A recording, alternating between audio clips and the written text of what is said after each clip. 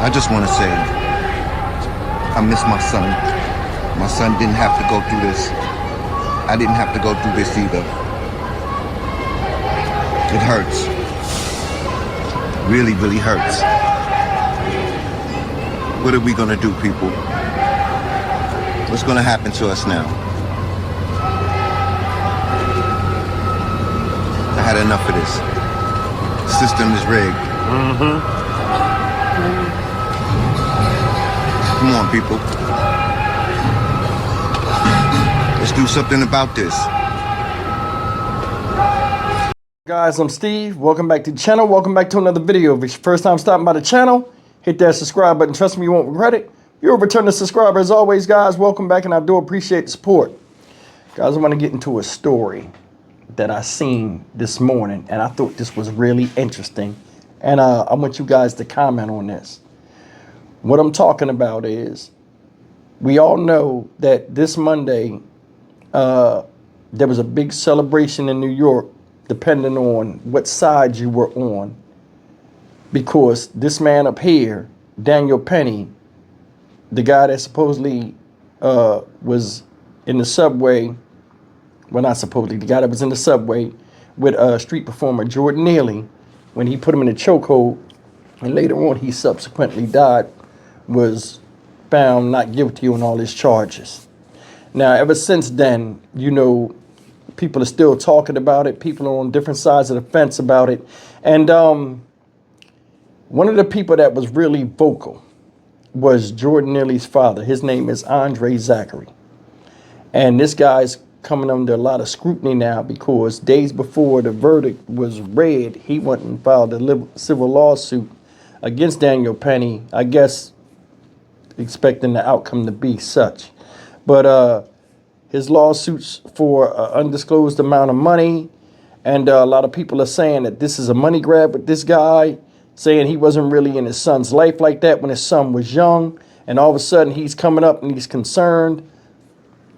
Regardless of all that, the man is on TV and he's showing his face, blaming racism for the verdict's decision and blaming the system, not giving adequate care to his son, so on and so forth. But a writer for the New York Post did some research on him and came really hard for his neck. And he said some crazy stuff. But I want you guys to see this and leave me a comment and tell me if you agree with what this guy was saying, because this is hard. This is heartbreaking, man. Just hearing this. Take a look. I wanted to write this article in the aftermath of the acquittal of Daniel Penny, the man who subdued and eventually was part of the death of Jordan Neely. And after his acquittal, the press conference that was held by Jordan Neely's father stood out for me because some time ago, I've done a little bit of research to find out that, of course, Jordan Neely, a man who had many years of convictions, was homeless for over a decade, had a origin story. And his origin story is pretty horrific. At the age of, I believe, 14, his mother was murdered by her partner, and he had to be a witness at the trial for his mother's death, and subsequently ended up in foster care, where basically he wound up on the streets. And then to suddenly see his father come out of the woodwork and put on a performance where he's sick and tired of the system, and he's upset that people are celebrating his son's death. And then the most audacious thing, he wants the rest of society responsible for his son's death and the outcome of his son. And my thing is, where were you? Where were you this entire time? And I say that as a child who was abandoned by his father. You know, I spoke to my father one time when I was an adult at the age of 21 on a phone call. That was the last time I spoke to my father. And the last time I saw my father was at the age of 16. So I know exactly what it feels like to be abandoned by your parent. And for this man to come out and want to now sue the person who was part of his death to get some sort of payday, I think is incredibly insulting. And I would hate if I was in that situation and I had passed away, that my father, who couldn't even pick up the phone and call his son or pretend to care that he was proud of me or what I was up to, if I had a good day, a bad day, or to offer any sort of advice, or if something happened to my mother, to be there to rescue me from foster care. I would really hate if that man turned around and used my name to get some sort of gain. And I think that's what we're seeing here. I mean, there's no other way to put it. He's a deadbeat father. In his heart, he may call himself a good father. Maybe he claims to care, but it's not enough to care. You have to do. And I think in our society, we often give these men and sometimes women a pass because they mean well, but they do nothing. And here he is, meaning well. And yes, he's supposedly mourning the death of his son. And maybe he has a bit of regret, but at the same time, you're not repenting. All you do is profiting. And I think that's what we have to call out is this type of behavior from irreverent parents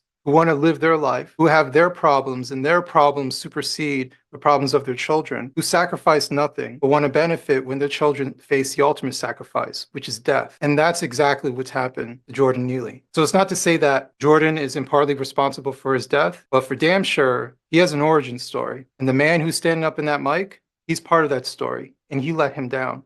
He abandoned his child. All right, guys, you seen that, and that right there was riveting right there what he said. I mean, he came out and just came, but I could tell it struck a nerve with him because he has issues with his upbringing, with his father not being his life. But you know what I'm saying? He says some stuff on there. I was like, man, but check this out. This is what I want to show you. It says, growing up, Neely bounced around different homes in foster care system after his mother died in 2007 when he was 14 years old. The troubled young man didn't move in with his father until he was 18 years old. And their time living together was marred by financial strife. Now I want you to pay attention to this part.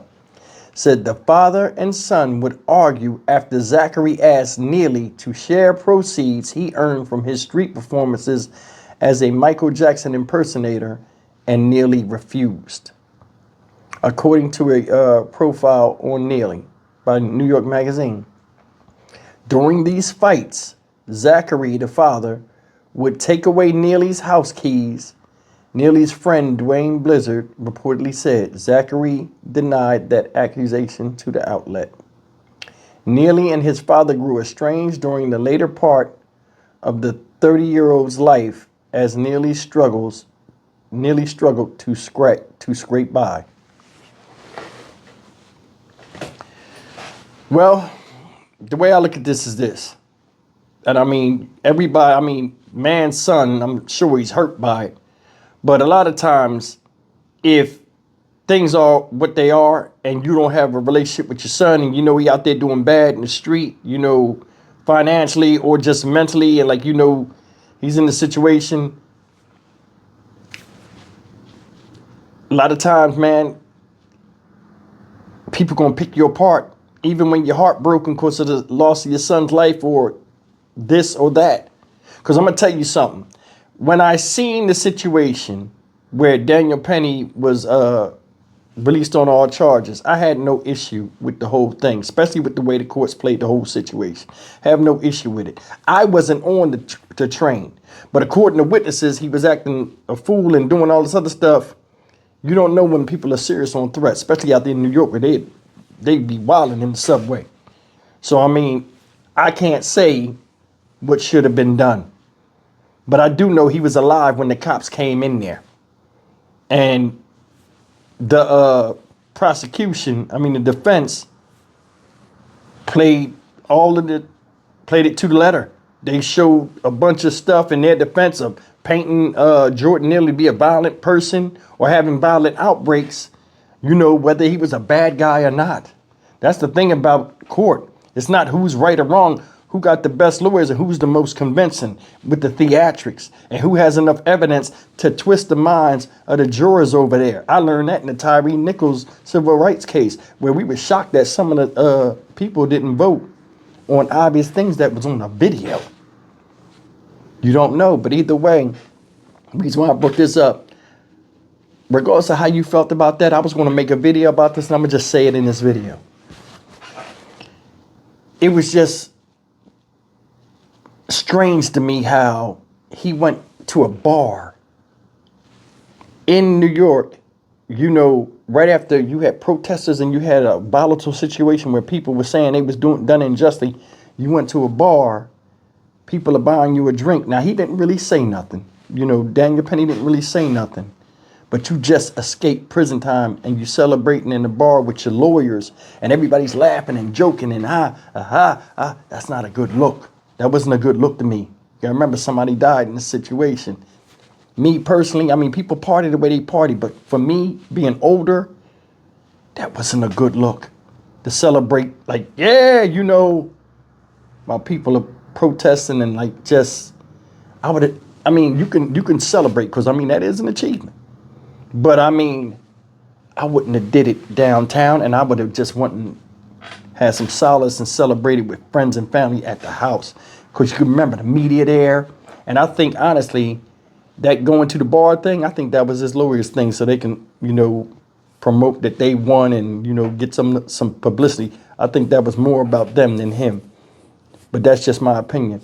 But my thing is this, man, if you is part of the contribution of the man, you know, his deterioration because you was doing crazy stuff with him, i.e. chiseling off of your own son, that'd be messed up. And if anybody should say something, it shouldn't be you because you know how it is. People chew you apart when you put your face on the camera and say a great injustice was done to you or yours and you want money for pain and suffering. I don't know. What you guys think? Leave a comment. You think they saying that dad is a deadbeat and he just in there trying to get money and he trying to use racism to get paid? Leave me a comment, man. What y'all think? I'm Stock Market Steve for the Dynamic Reason channel. As always, like, comment, share, and subscribe.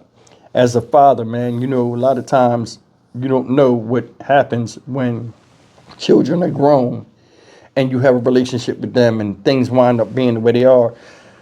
But your child's a man and they out there in the street, you know, a lot of stuff is missing out of this, you know, but as far as the father, who knows? He would have to explain that stuff on camera. I'll see you in the next video. Take care.